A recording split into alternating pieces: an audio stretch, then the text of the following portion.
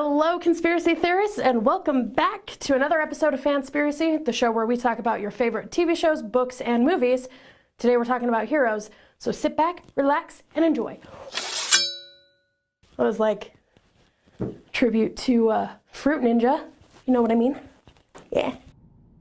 You are so disappointing on so many levels. Recent superhero movies have a way of portraying heroes and villains in a cut and dry, black and white kind of sense of the word.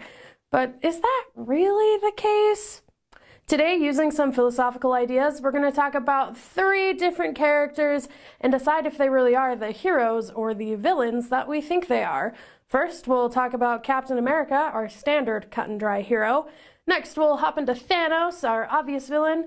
And then for a minute, we'll talk about Batman, your neither here nor there or anywhere really sort of guy. A dark hero, an anti-hero. I can't wait. The year is 1941, and the world is at war. Steve Rogers, played by Chris Evans, tries to join the army but is turned away due to his tiny body and lack of ability to really do anything. Once he gets turned into a super soldier, he gets his chance to fight and leads the battle against Hydra, a Nazi-based organization. Not to mention, we get some pretty great action scenes.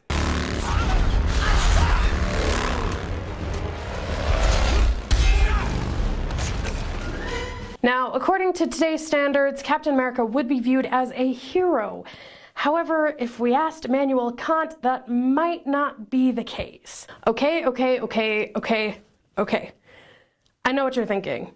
Who is this Immanuel Kant guy, and why does he have any authority to talk about heroes? Here's the thing. He doesn't actually talk about heroes, but he does talk about some ethical stances that might change our minds about who's a hero and who's a villain. According to Kant, there are a couple ways to know if a decision you're going to make is ethical or unethical. So basically, is the decision a right decision or a wrong decision? And he broke it down into 3 or maybe 4 easy steps. Let me break those down for you. Step 1 is to take your decision or your maxim and ask yourself what could happen if you decided to make that choice.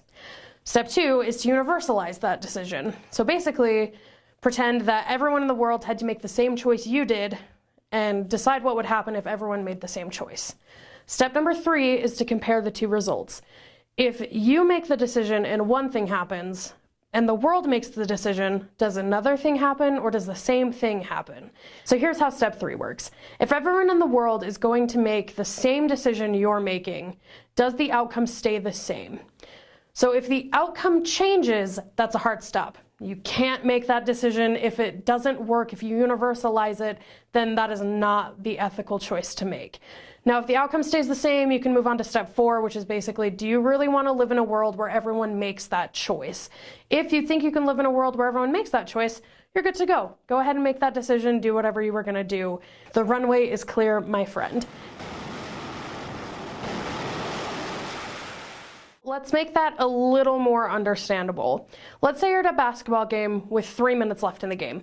One team is up by 105 points and the other team has scored nothing, and you know there's no way they're going to catch up. So you decide to leave the basketball game early to avoid traffic. Seems like a harmless decision, right? Wrong. According to Kant, that decision is unethical because if everyone decided to leave the game 3 minutes early, everyone would arrive to their cars at the same time, no one would avoid traffic, everyone just left those 2 teams hanging, and the world basically dissolves into chaos and destruction. It's a little more complicated than that, but now that you understand my point, we can apply this to Captain America. If everyone in the world was treated with the same treatment that Steve Rogers was, that would mean soldiers on both sides of the war would be equally as tough and strong, which would really just make Steve Rogers as weak as he was in the beginning.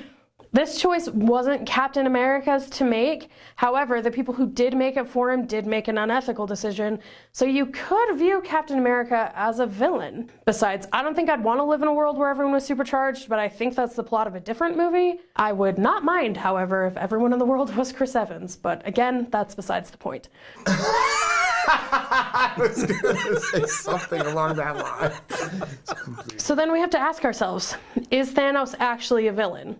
Well, according to Kant, no, because Thanos used the idea of universalizing your maxim to justify destroying half of the world. He saw his people's destruction because they were overpopulating.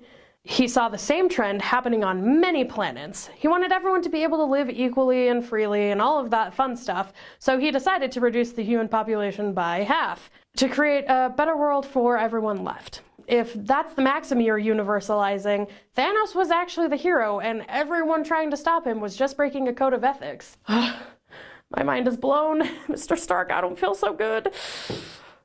Ooh, was that too soon? Maybe. Why? Why? Why? Why? So then where does Batman stand? Unfortunately, I don't think Batman can be saved by this theory alone. Now, most of the time he's doing the ethical decision, stopping and taking Joker to jail, trying to not actually kill his victims and using the legal system, etc., etc. However, if you take the vigilante work on a larger scale, you can see that what he's doing isn't ethical. I don't know if I would want to live somewhere where there were just millions of vigilantes running around. So we're going to go ahead and say that universalizing his maxim is a bad idea. Plus, maybe we need to give him a break because his parents died when he was young. Maybe that changed the whole thing. Unless, of course, you believe the whole story arc where Batman was the one who actually killed his parents because everything's actually just a time warp.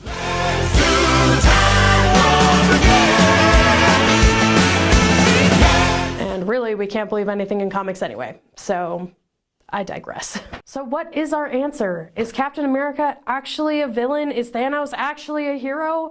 Can we really trust anyone but ourselves at this point in time? I don't know. It's all kind of confusing and messed up. I guess only more digging will tell.